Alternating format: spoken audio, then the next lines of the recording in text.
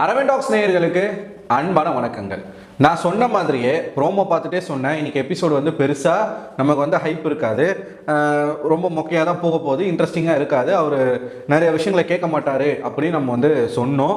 இது விஜய் சேதுபதி மேலே வந்து குறை சொல்கிறதுன்னு இல்லை, அவருக்கு டீமில் என்ன சொல்கிறாங்களோ அதை மட்டுமே பேசுகிறாரு அப்படிங்கிறது தான் ஒரே ஒரு சுட்டி காட்ட வேண்டியதாக இருக்குது.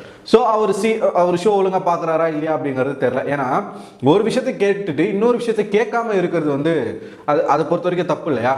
இன்னைக்கு ஷோ வந்து போர் தான். சண்டே வந்து எபிசோட் நல்லா இல்லை. எத்தனை பேருக்கு பிடிச்சிருந்தது, எத்தனை பேருக்கு பிடிக்கல அப்படிங்கிறத கமெண்ட் பாக்ஸில் நீங்கள் இப்போயே கமெண்ட் பண்ணிடுங்க. அண்ட் இந்த வீடியோவை பார்க்குறதுக்கு முன்னாடி சேனலை சப்ஸ்கிரைப் பண்ணிடுங்க, இந்த வீடியோவுக்கு ஒரு லைக்கும் கொடுத்துருங்க. நீங்கள் ஒரு லைக் பண்ணுறது மூலமாக இந்த வீடியோ இன்னும் ஒரு 4 பேருக்கு போய் சேரும். அதனால் இந்த ஒரு உதவியை மட்டும் செஞ்சு விட்டுருங்க. அடுத்து இன்னைக்கு எபிசோட்ல பேசுறதுக்கு ஒன்றும் இல்லை. பிரவீன் காந்தி எவிக்ட் ஆகிட்டாரு. பிரவீன் காந்தி எவிக்ட் ஆகும்போது அவர் என்ன பண்ணாரு, என்ன ஒரு ட்ராமா பண்ணாருன்றத தெளிவாக எல்லாரும் பார்த்துருப்பீங்க. ஸோ நான் இங்கேயும் இருப்பேன், நான் வந்து ஸ்பேஸு, நான் வந்து இங்கேயும் இருப்பேன், உள்ளேயும் இருப்பேன், எல்லா இடத்துலையும் நான் இருப்பேன் அப்படின்னு பயங்கரமான டைலாக் பேசினதாக இருக்கட்டும். அவருக்கு வந்து காண்டாயிடுச்சு, இவ்வளோ சீக்கிரம் நம்ம போவோம்னு அவர் நினைக்கல. அது மட்டும் இல்லாமல் வெளியில் டிவிகே கட்சிக்கு வந்து பயங்கரமாக முட்டு கொடுத்து பேசிகிட்டு இருந்தாப்புல.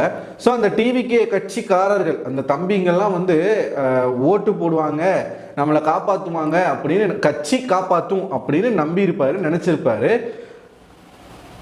யாரும் அதை செய்யலை. அது மட்டும் இல்லாமல் இந்த வீட்டில் இருக்கக்கூடிய ஹவுஸ்மேட்ஸ் எல்லாருமே பிரவீன் காந்தியை கார்னர் பண்ணி அவரை வந்து எவிக்ஷனுக்கு கொண்டு வந்து இப்போ வெளியவே அனுப்பி விட்டாங்க. ஆனால் அவர் வெளியில் போனதுக்கான ரீசன் அவர் சொன்ன ஒரு வார்த்தை, அந்த வார்த்தை தான் காரணம் அப்படிங்கிறது வெளியில் போன பிறகு தான் அவருக்கு புரிய போகுது, வேற கதை. ஸோ பயங்கரமாக நொந்துட்டாப்புல. நான் எதிர்பார்த்து வந்ததே நடக்கலை அப்படின்னு சொல்லிட்டு சொன்னார். என்ன எதிர்பார்த்து வந்தாருன்னு தெரில. ஒருவேளை அவரும் திவாகர் மாதிரி என்ன பொண்ணு தேடி வந்தாரா தெரியல. ஏன்னா அந்த மாதிரி தான் அவரும் பேசிகிட்டு இருந்தாப்புல. ஸோ போகும்போது யாருக்கிட்டையும் பேசலை, யாரையும் வந்து தொட கூட விடலை, ஒரு கை கூட கொடுக்க விடலை. நான் வந்து தோத்துட்ட மாதிரி ஃபீல் ஆகுது, என்னை சுற்றி இப்படி நிற்காதீங்க, போயிருங்க அப்படின்னு சொல்லிட்டு ஒரு மாதிரி மூஞ்சில் அடிச்ச மாதிரி எல்லார்கிட்டையும் பேசிட்டு வந்துட்டாப்புல. ஷோவில் நடந்த ஒரே ஒரு விஷயம் என்னென்னா, இந்த கலையரசன் ஏதோ ட்ரை பண்ணுறாங்க. அவன் வந்து அகோரி கலையாக இருந்து பயங்கரமாக ஒரு நெகட்டிவிட்டியை சம்பாரிச்சிட்டானாமா. கலைத்துறையில் சாதித்த கலையரசனாக தன்னை மாற்றிக்கொண்டு அதன் மூலமாக கலைத்துறை கலையரசனாக வந்து தன்னை காட்டிக்கிட்டு, அப்படி காட்டினா மக்கள் சப்போர்ட் பண்ணுவாங்கன்னு சொல்கிறான் பார்வதி கிட்ட. ஸோ அதன் மூலமாக இந்த ஷோவில் வந்து நம்ம ஜெயிக்கணும்னு அவன் நினைக்கிறான் போல இருக்கு. ஸோ அதனால் நிறைய பர்ஃபார்மன்ஸ் பண்ணுறா. அப்படி திருக்குறள் 1000 திருக்குறள் கூட நான் வந்து சொல்லுவேன் அப்படின்றான். உடனே விஜய் சேதுபதி ஒரு 10 குறள் சொல்லுங்க அப்படின்றாரு. இதெல்லாம் ப்ரொமோட் பண்ணுறது அவங்களாம் வந்து இந்த வீட்டுக்குள்ளே இருக்கணும், ரொம்ப நாளைக்கு இருக்கணும். அப்போத்தான் அவங்களுக்கான கண்டென்ட் கிடைக்கும். இப்போ திவாகருக்கு வந்து இருக்கணும். திவாகர் வந்து சத்தியமாக சொல்கிறேன், திவாகருக்கு கப்பு கிடைக்காது, அது விஜய் டிவி ப்ராடக்ட் தான் கிடைக்கும். சரிங்களா? யார் அந்த ப்ராடக்ட்னு நீங்களே டிசைட் பண்ணிக்கோங்க. கப்பு கொடுக்க மாட்டாங்க. பட் திவாகரை ரொம்ப நாளைக்கு வச்சிருப்பாங்க, கலையரசனை ரொம்ப நாளைக்கு வச்சிருப்பாங்க. ஏன்னா அவங்க கிட்ட இருந்து வரக்கூடிய அந்த கண்டென்ட் தேவை. எழுதி வச்சுக்கோங்க, கொஞ்சம் நாளில் சாமி வந்துருச்சு அது வந்துருச்சுன்னு கலையரசன் ஒரு கண்டென்ட்டை பண்ணுவான், நடக்கும். சரியா? அவன் ஒரு பக்கம் திருக்குறள் சொல்கிறேன். அப்புறமா இந்த வீட்டுக்குள்ளே இருக்கிற ஆட்கள் வெளியில் ஃபேன்ஸ் அதிகமாக சம்பாதிச்சிருப்பாங்க, இல்லை ஹேட்ரட் அதிகமாக சம்பாதிச்சிருப்பாங்க. யார் அது அப்படின்னு சொல்லும் பொழுது மோஸ்ட்லி பார்வதி வந்து ஹேட்ரடை சம்பாதிச்சிருப்பாங்க, கமருதீன் வந்து ஹேட்ரடை சம்பாதிச்சிருப்பாங்கன்னு சொல்லிட்டு அவங்க 2 பேரை சொன்னாங்க. கிட்டத்தட்ட உண்மைதான். அண்டு திவாகர் வந்து நிறைய ஃபேன்ஸை பிடிச்சிருப்பாருன்னு சொன்னாங்க, அதுவும் உண்மைதான். ஸோ இது எல்லாமே போரிங் சப்ஜெக்ட் தான்.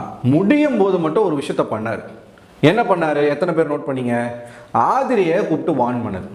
ஆதிரியை கிட்ட உங்களுக்கு ஒரு ரூல்ஸ் கொடுக்குறாங்க, ஒரு டாஸ்க்கு கொடுக்குறாங்க, அந்த டாஸ்கில் ஒரு விஷயத்த செய்ய சொல்கிறாங்கன்னா உங்களால் ஏன் அதை செய்ய முடியல, என்ன பிரச்சனை? இப்போ வாயை மூடிக்கிட்டு நான் வந்து என்னுடைய ஆக்ஷன்ஸ் மூலமாக நான் ஒரு வாரம் இந்த வீட்டையே நான் இது பண்ணுவேன்னு சொல்கிறது ஒரு பெரிய ஒரு தைரியம் தானே. அப்போ நீங்கள் வந்து உங்களுக்கு கொடுக்கப்பட்ட டாஸ்க்கை வந்து நீங்கள் செய்யாமல் பிக் பாஸை குறை சொல்கிறதோ இல்லை என்ன குறை சொல்கிறதுலையோ யூஸ் இல்லை. நீங்கள் இந்த ஆப்பர்ச்சுனிட்டி நீங்கள் தான் வந்து வேல்யூவாக பயன்படுத்திக்கணும் அப்படின்ற மாதிரி ஆதிரைக்கு வந்து ஒரு அட்வைஸை கொடுக்குறாப்புல. ரூல்ஸை ஏன் மதிக்காமல் நடந்துக்கிறீங்க அப்படிங்கிற ஒரு அட்வைஸை கொடுக்குறாரு. நல்ல விஷயம், சொல்லி தான் ஆகணும். சொன்ன பிறகு ஆதிரை வந்து மாஸ்கை போட்டுக்கிட்டு சுற்றிக்கிட்டு இருக்காங்க. ஓகேவா? பிரவீன்ராஜ் வந்து அந்த டாஸ்க்கு நடந்ததுலேருந்து அதே ட்ரெஸ்ஸோடு தான் சுற்றிக்கிட்டு இருக்காரு. ஸோ நீங்கள் மட்டும் ஏன் அதை பண்ண மாட்டீங்க? ஆதிரைக்கு ஒரு திமிர்த்தனம் இருக்குது, அந்த திமிர்த்தனத்தை இறக்கி வச்சா அப்படி இது வந்து பண்ணார், நல்ல விஷயம். ஆனால் அதே மாதிரி இந்த வீட்டுக்குள்ளே ஒருத்தவங்க ரூல்ஸை மீறி கொடுக்கப்பட்ட ஒரு ஹவுஸ்மேட்ஸ்க்கு ஒரு பவர் கொடுத்துருக்குறாங்க அப்படின்னும் பொழுது அந்த பவரை மீறி அதை மதிக்காமல் நான் வேலையே செய்ய மாட்டேன் அப்படின்னு ஒருத்தவங்க தூக்கி போட்டு வந்தாங்க. அந்த அவங்கள இன்சல்ட் பண்ணுற மாதிரி இல்லை அவங்கள ட்ரிகர் பண்ணுற மாதிரி வாட் எவர். ஸோ ஏதோ ஒன்று பண்ணுறாங்க, அதை பற்றி ஏன் பேசலை? யார் அந்த ஒரு நபர்? பார்வதி. நேற்று பார்வதி வந்து இவர் பேசிக்கிட்டு இவருக்கு அஃபெக்ட் ஆகுதுன்னும் போது அதை பற்றி பேசுகிறாரு. நான் சொல்ல வரது புரியுதா? இவர் வந்து பார்வதிக்கு ஒரு அதையெல்லாம் அந்த கிளாப் போர்டு அடிச்சாங்க இல்லையா?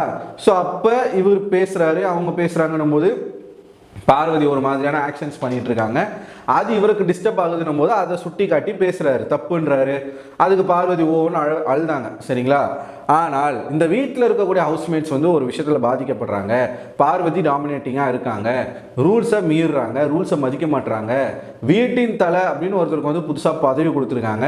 அவனையே நீ வீட்டு தலையாக இருந்தால் நீ சொல்கிறதெல்லாம் நான் கேட்கணுமா அப்படின்னு சொல்லிட்டு சொல்கிறாங்க. ஸோ இது எல்லாமே பிக் பாஸ்னுடைய ஒரு ரூல்ஸ் அண்ட் ரெகுலேஷன்ஸ் தானே. அவங்க கொடுக்குற டாஸ்க்கு கீழே வரக்கூடிய ரூல்ஸ் தான். இப்போ டீலக்ஸ் சூப்பர் டீலக்ஸில் இருக்கிறவங்க வந்து ரூல்ஸ் போடுறாங்கன்னா அது பிக் பாஸ் கொடுத்த ஒரு பவர். அதை மதிக்காமல் இருக்காங்க. அதை பற்றி விஜய் சேதுபதி ஒரு வார்த்தை கூட ஏன் கேட்கல? ஸோ இந்த ஒரு விஷயத்தை வந்து என்னால் நோட் பண்ண முடிஞ்சது இன்னைக்கு த்ரூ அவுட் எபிசோடில். எனக்கு வந்து ஓகே அப்படின்னு சொல்லணும்னா அந்த ஆதிரியை கேட்ட அந்த ஒரு விஷயம் தான். ஸோ இது முடியுது, எபிசோட் முடியுது, சீக்கிரமாகவே முடிஞ்சிருச்சு. இன்னைக்கு சண்டே எபிசோட் வந்து ரொம்ப குவிக்காக முடிச்சிட்டாங்க. ஏன்னா ஒன்றுமே இல்லை போல் கேட்குறதுக்கு, நிறைய விஷயங்கள் இருந்தவர் கேட்கல. அவர் இப்போது கண்டஸ்டன்ஸ் ஒரு பக்கம் ஷோவை வந்து சுவாரஸ்யமாக கொண்டு போகணும், அது அவங்களுடைய கடமை, அவங்க கண்டென்ட் கொடுக்கணும் அப்படின்னா இன்னொரு பக்கம் ஹோஸ்ட்டுமே அதை பண்ணணும். ஹோஸ்ட்டுக்குமே அது ஒரு கடமை தான், ஹோஸ்ட்டுமே கண்டென்ட் கொடுக்கணும். ஆனால் அது இன்னைக்கு செய்யலை அவர், சரிங்களா? இது முடிஞ்ச பிறகு சாப்பாட்டுக்காக ஒரு பஞ்சாயத்து வருது. அதுதான் இந்த வீடியோனுடைய ஒரு மெயின் மேட்டராகவே இருக்கும். சாப்பாட்டுக்கு ஒரு பஞ்சாயத்து வருது. ப்ரொடக்ஷன் டீம் வந்து சாப்பாடு கொடுக்குறாங்க, வீக்கெண்டில் எப்பயுமே அவங்க கொடுக்குறது வழக்கம். அந்த மாதிரி வருது. அப்போது என்ன நடக்குதுன்னா, சபரி வந்து எல்லாருக்கும் ஈக்குவலாக ஷேர் பண்ணுறேன்னு சொல்லிட்டு அவர் வந்து பரிமாறிட்டு இருக்காரு. ஓகேவா? ஈக்குவலாக இருக்கணும் அப்படின்றத அவர் ஒரு பவுலில் போட்டு, பவுலில் இதுதான் குவான்டிட்டி ஒருத்தருக்கு. இப்போ இதெல்லாம் எல்லாருக்கும் அந்த ஒரு பவுல் போயிட்டு எக்ஸஸாக இருந்துச்சுன்னா அதை நம்ம ஷேர் பண்ணிக்கலாம். இந்த கான்செப்ட் எப்பயுமே விஜய் டிவியில் பிக் பாஸில் வந்து நடக்கிற ஒரு கான்செப்ட் தான். ஒரு பவுல் எல்லாருக்கும் கொடுத்துட்டு மீதி இருக்கிறத ஷேர் பண்ணிப்பாங்க, இல்லை யாருக்கு தேவையோ அதை கொடுத்துருவாங்க, சரிங்களா? அப்படி பார்வதிக்கு வந்து சர்வ் பண்ணும்போது பார்வதி என்ன பண்ணுறாங்கன்னா, நீங்கள் எதுக்கு சர்வ் பண்ணுறீங்க? இது வீக்கெண்ட் தானே, இது வந்து காமன் ஃபுட்டு தானே, ஸோ இதை நீங்கள் செய்ய வேண்டிய அவசியம் இல்லை, எனக்கான ஃபுட்டை நானே போட்டுக்கிறேன்னு சொல்லிட்டு அவங்க வந்து அவங்களுக்கான ஃபுட்டை அவங்க போட்டுக்கிறாங்க. அந்த இடத்துல ஒரு பயங்கரமான ஒரு வாக்குவாதம். கனியில் இருந்து எஃப்ஜேல இருந்து எல்லாருமே பேச ஆரம்பிக்கிறாங்க. கனி என்ன சொல்கிறாங்கன்னா, மற்றவங்களுக்கு பத்தாமல் போயிட போகுது, அவ்வளவுதான், வேற ஒன்றும் இல்லை அப்படின்றாங்க. நான் எனக்கான குவான்டிட்டியை தான் நான் போட்டுக்கிறேன், இது எப்படி நீங்கள் வந்து சொல்ல முடியும்? நான் கம்மியாக தான் போட்டுக்கிறேன். இப்போது பார்வதி கிட்ட இருக்கிற ஒரே பிரச்சனை என்னன்னா, ஒருத்தவங்க ஒன்று சொல்கிறாங்க, அந்த ஒரு விஷயத்தில் நல்லது இருக்குது அப்படின்னா அதை கேட்டுக்கிறதுல தப்பு இல்லை. இப்போ அந்த வீடுன்றது எல்லாருக்கும் காமன், அங்கே கிடைக்கிற ஃபுட்டுன்றது எல்லாருக்கும் ஈக்குவலாக ஷேர் ஆகணும். ஸோ இந்த பவுல் சிஸ்டம் அப்படிங்கிறது எனக்கு தெரிஞ்சு ஓகே தான். ஸோ அதை வந்து கேட்கறதுல என்னை பொறுத்த வரைக்கும் பெரிய தப்பு இல்லை. ஆனால் கேட்க முடியாது, ஏன்னா அதுதான் பார்வதி. மற்றவங்க சொல்கிறத கேட்டு தலையாட்டி செஞ்சிட்டா பார்வதி யாருன்னு தெரியுமா நமக்கு?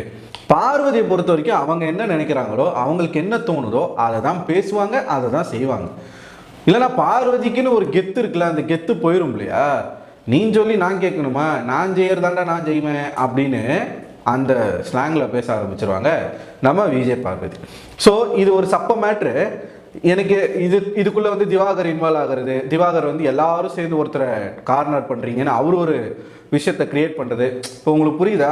திவாகர் எப்படி வந்து தன்னை எல்லாரும் கார்னர் பண்ணுறாங்க, தன்னை எல்லாரும் டார்கெட் பண்ணுறாங்கன்னு ஒரு பின்பத்தை உருவாக்கி வெளியில் மக்கள் மத்தியில் ஓட்டை வாங்கினாரோ, இப்போ பார்வதியுமே அதே ஸ்ட்ராட்டஜியை ஃபாலோ பண்ணுறாங்களோ அப்படின்னு எனக்கு தோணுது. இது ஒரு ரொம்ப சிம்பிளான ஒரு மேட்ரு. இதை கேட்டு சரி ஓகே பவுலில் தானே போடுங்க, இல்லை பவுலில் நானே போட்டுக்கிறேன், குவான்டிட்டி வைஸ் நானே போட்டுக்கிறேன் அப்படின்னு அவங்க சொல்லியிருக்கலாம். அவங்க சொல்லலை. இதில் உச்சக்கட்ட காமெடி என்னன்னா, என்னப்பா சாப்பிட வந்த பொண்ணு இப்படி பண்ணுறீங்களேப்பான்னு தர்பூசணி வந்து ஒரு வார்த்தையை கேட்டாப்புல. அந்த வார்த்தை வந்து சபரிக்கு ரொம்ப காயப்பட்டுருச்சான். அவர் ரொம்ப நடிக்கிற மாதிரி எனக்கு தோணுது. அவர் என்ன பண்ணுறாரு, மைக்கெல்லாம் கழட்டி வச்சு ரெஸ்ட் ரூமில் போய் அழுதுட்டு வராப்புல. ஏன்னா ரொம்ப காயப்படுத்திடுச்சு. நான் அப்படிப்பட்ட ஒரு ஆள் கிடையாது. நான் எப்படிப்பட்ட ஒரு ஆள் தெரியுமா? அடுத்தவங்களுக்கு வந்து அன்னத்தை அள்ளி வைக்கிற ஒரு ஆள். என்ன போய் நீ இப்படி சொல்லிட்டல அப்படின்னு சொல்லி ஒரு சின்ன விஷயம் அவர் எதனா சொன்னால் கூட ஒரு ஓவராக அவ்வளோ ரியாக்ட் பண்ணுறாருங்க. ரொம்ப எமோஷ்னலாக தன்னை காட்டிக்கிறாரு. எனக்கு புரியலை. விஜய் சபரி வெளியில் பிக் பாஸ் ரோஸ்ட் ஷோன்னு ஒரு ஷோ பண்ணும்போது எப்படி இருந்தார், ஆனால் பிக் பாஸ் வீட்டுக்குள்ளே டிஃப்ரெண்ட்டாக இருக்காப்புல. ஆனால் அவருக்கு தான் கப்பு கொடுக்க போகிறாங்க. என்ன பாருங்கள் நடக்கும். ஸோ இன்றைக்கி வந்து நடந்தது இவ்வளவு தான். இதுதான் சுவாரஸ்யமான விஷயம் கூட இதை சொல்ல முடியாது. ஆனால் ஏதோ பார்க்குற மாதிரி இதான் நடந்துச்சு. நாளைக்கு எதனா கண்டென்ட் வரும், காதல் கண்டென்ட் வரும். அப்புறம் ஏன்னா உட்காந்து இப்போ என்ன பண்ணிட்டாங்கன்னா வாய் வரைக்கும் வந்துட்டாங்க. வாயை பிடிச்சி நோண்டுறது, கன்னத்தை பிடிச்சி நோண்டுறது, இன்னும் போக போக வந்து முத்த காட்சிகள்லாம் வரும், பாருங்கள் அதையும். அதுக்கப்புறம் நாமினேஷன் எல்லாமே நாளைக்கு நடக்கும். கேப்டன் நாளையிலேருந்து பதவி ஏற்கிற அப்படி அது நடக்கும். டாஸ்க் எதனா கொடுக்குறாங்களா பார்ப்போம். அண்ட் முடிக்கும் போது ஒரு விஷயத்த சொல்லி நான் முடிக்கிறேன். பிக் பாஸ் தெலுங்குக்கு வைல்ட் கார்டில் ஆயிஷா போயிருக்காங்க. Ayesha already Bigg Boss season 6 இங்கே கண்டஸ்டண்ட்டாக இருந்தவங்க. ஒரே ஆளை எத்தனை பிக் பாஸ்க்குள்ளே நீங்கள் இருப்பீங்க? அப்போ அவங்க ஆந்திராக்காரங்கன்றதுனால தமிழ் பிக் பாஸ்லேயும் வாய்ப்பு, ஆந்திரா தெலுங்கு பிக் பாஸ்லேயும் வாய்ப்புனா என்ன எனக்கு புரியலை, ஒன்றுமே புரியலை. என்னமோ நடக்குது, புரியலை. ஸோ ஓவராலாக நீங்கள் என்ன நினைக்கிறீங்க? உங்கள் கருத்துக்களை மறக்காமல் கமெண்ட் பாக்ஸில் கமெண்ட் பண்ணுங்கள். அடுத்த ஒரு வீடியோவில் உங்களை சந்திக்கிறேன். அதுவரை உங்களை விடைபெறுவது நான் அரவிந்தன்.